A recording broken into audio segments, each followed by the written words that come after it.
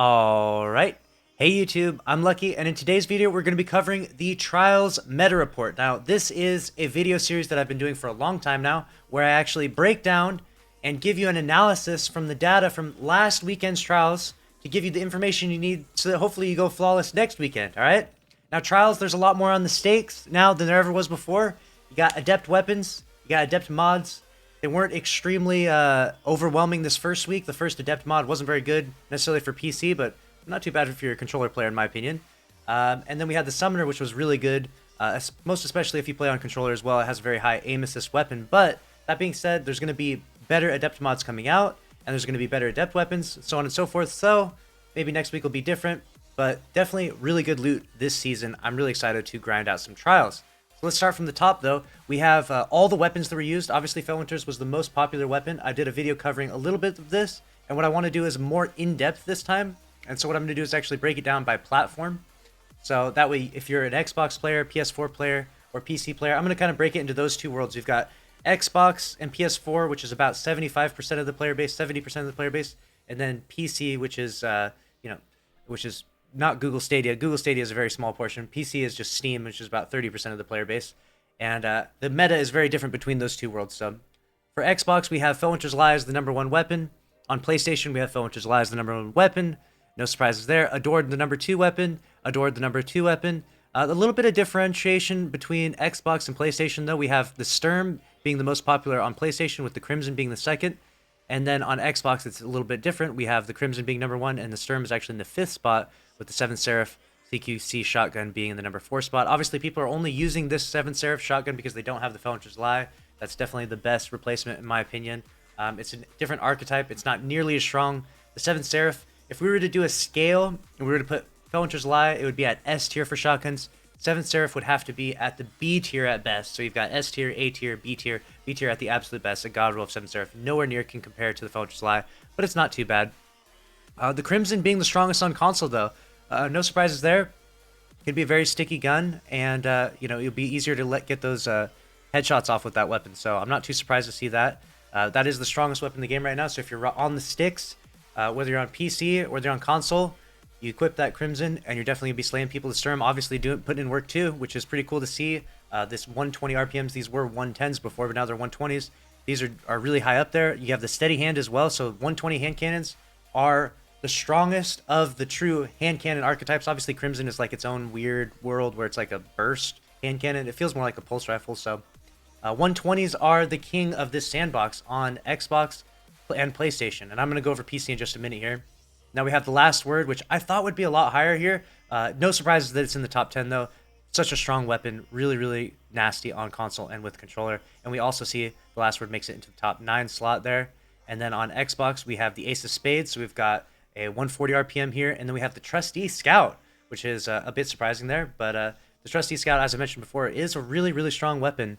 This thing they made the aim assist just absolutely crazy with this, so it's almost like impossible to miss a headshot. So you're just hitting 4 taps for days, especially if you get that high impact reserves roll. I've talked about the God roll before in a few videos, so if you have that God roll, I'm definitely not surprised to see that this is in the top 10. And then it didn't make it into the top 10 on PlayStation, so we've got the Ace and the Hawk Moon made it in there instead, and the Arbalest is on PlayStation. So the Arbalest is putting in work, putting in some big numbers. The PlayStation people are rocking the Arbalest, so a little bit of differentiation. Usually we see console be a little bit closer, and I think that with time, with weeks 2, 3, 4, and 5, we'll see PlayStation and Xbox merge a little bit more because they're so very comparable, but we'll see. We'll see. We'll be doing more of these Trials meta reports. Now moving on, we have Steam, and like I said, I'm not going to cover Stadia. Stadia, literally, there's 775 ace kills. It says right here, 775 ace kills. Like there's really no point in going over Stadia. Stadia is, without sounding completely toxic, Stadia is just dead. Okay, it's just dead. So we're gonna go over PC though, and we're gonna go over Steam. Fellwinter's Lie #1, Adored #2, same thing as console, and then the Steady Hand is the #3. So if you're on PC, if you're rocking the mouse and keyboard, or even if you're rocking controller, because this was in the top 10 on console, this is the go-to weapon. And as I talked about in a video just before this one, if you didn't watch the last one, there was another weapon in the game that's also a kinetic 120, the True Prophecy, which is just nasty. I mean, is just better than the Steady Hand across the board in every way. Just so strong, and definitely sad that Bungie removed that. But I will be personally rocking the True Prophecy over the Steady Hand. Not only because I have a better roll of the steady hand of the prophecy, but also because I don't have that good roll of the steady hand. And I just Rampage is just such a strong perk, and it has rangefinder. I have a rangefinder one. It's just in every way I just have to use my True Prophecy over the steady hand. Is the point I'm trying to make. Number 4 slot was we have 7th Serif shotgun.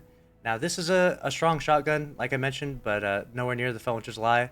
And as soon as season 13 comes back, which is next season, February 9th, I believe. You can correct me if I'm wrong. February 9th is the new season, and Bungie is going to bring back the Felwinter's Lie, so the Felwinter's FOMO will be over finally, and then we will see the 7th Serif shotgun plummet off of these charts.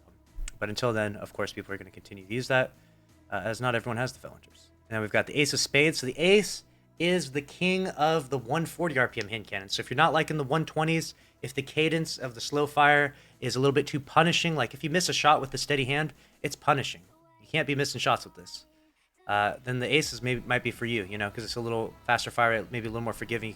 You can miss a shot and then keep firing off some shots, maybe still get the kill. So Ace is the king of the 140s. No time to explain. I've mentioned this before. I used this a ton this weekend. This thing is spicy. I mean, it is so good. It hits so clean. The range on it is amazing. The perk is so strong. I love this thing. This thing is super strong. The No Time to Explain is an absolute beast. And I'm not surprised it's in the top 10. Such a strong weapon. We got the Dire Promise here. So if you're not using the Ace, the same archetype, you got the Dire Promise as a decent alternative. And then the True Prophecy. Hey, I didn't even notice it. It actually made it in here. The True Prophecy has actually been removed from the game. I'm figuring this out. You may have seen this in the video earlier, but I literally didn't notice this until just now. The True Prophecy is the number 8th most used weapon, and you can't even get it anymore. That's how strong this is. You literally can't even get this gun in the game anymore. Bungie removed it. You can't get it from the vendors. You can't get it from open world drop. And it still has 330,000 kills, and the steady hand has 465,000 kills. That shows you how much stronger the True Prophecy is. So many more people got the steady hand because Iron Banner was made available this season, and everyone knew that it was really good. I've made a bunch of PSA videos telling you all, go get the steady hand, as did many others. So True Prophecy is the real king of the 120s, though. Remember that. And Sturm is very good, though, especially if you get the Callus on us. The handling is pretty clean. But Sturm Drain combo is not the best. So honestly, True Prophecy and a Felwinter's Lie is S tier, and that'll get you some good flawlesses. And then the Hawk Moon, barely squeaking in here into the top 10 spot, but no surprises here. Very, very strong weapon. I love the Hawk Moon. Hopefully you do too. I think it's a great weapon. So that's it for the meta in terms of weaponry. Now the last thing I want to cover in this is actually matches. So we had weekly stats. We had 79,000 players on Steam. Let's go over the all stats. So this is going to combine all platforms. And this is what I look at when I try to decipher the healthiness of trials. And as I've mentioned many times before, in the first start of D2, when it first launched, we had the Eternity map come with it, and we had 1 million players. This number right here was 1 million players for the first week, and it was 1 million players on the second week. So it was a very impressive amount of players. Now we're sitting at 233,000, which you might think, oh my god, that's so much less, but hear me out. D2 year 1 at the end, like the last few weeks of trials, had 50,000 players. So dead. So dead. So I've said this many times before. Trials is a failed playlist if it's less than 100,000 players that week, in my opinion. So thankfully, we had a pretty healthy number, though. We had 233,000 players, so a pretty healthy amount of people playing. And that's across all the platforms. And that equals a good amount of matching, not matching the same teams over and over again. I did see some problems. And if you're on console, if you're on next gen, please let me know in the comments of this video, because I'm doing some research right now. Some people were saying that if you're on next gen, you are matching only other next gen players. So for example, if you're on PS5, you're only matching other players on PS5, not matching PS4 players in trials. So it was making your queue times insane, and it was making it really sweaty because you're matching the same teams over and over and over again. So let me know if that is the case, because if that is the case, that is very, very detrimental to being a console player, and I definitely want to know in the comment section below. But besides that, I didn't really see a ton of other problems in trials. The cheating situation definitely died down somewhat. There's still cheaters out there. They're still doing the same dumb shit they did before, and they're still blatantly obvious, as I've mentioned before, as I made a few videos exposing those dumb cheaters on this YouTube channel right here. So if you ran into some cheaters, let me know in the comment section below. But I feel like the cheating situation has died on a scale from 1 to 10. If the scale was 10 last season, I think we're at maybe a 7 this season. We've brought it down, maybe a 6, maybe a 6 or 7. We'll see. Time will tell. if Bungie is able to get rid of them throughout this season. And the other thing to keep in mind is that there's text message verification. So, for example, when a cheater gets exposed as cheating, they will then get banned, and then when they try to make a new account, they're going to have to verify their phone number, and they're not going to have a new phone number to verify. So hopefully with time, cheaters will get banned, and then maybe banned, and then they'll only have so many phone numbers until they run out. They get their mom's phone number, their dad's phone number, their grandma's phone number, and they verify them, and eventually they're going to run out of phone numbers, hopefully, and run out of accounts, and then not be able to cheat in Destiny 2 anymore. That's, fingers crossed, the end goal, and hopefully we get rid of these cheaters with time, but it's always going to be a thing because it's a thing in every game. So, but let me know your thoughts in the comment section below. Did you enjoy this weekend of Trials? Did you have fun playing? Did you get the Adept Summoner, or were you able to get the Adept mods? Are you going to be playing next weekend?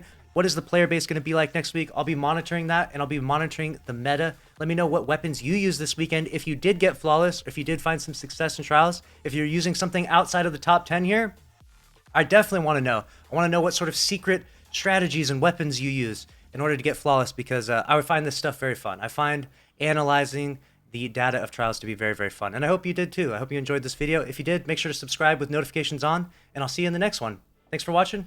Later.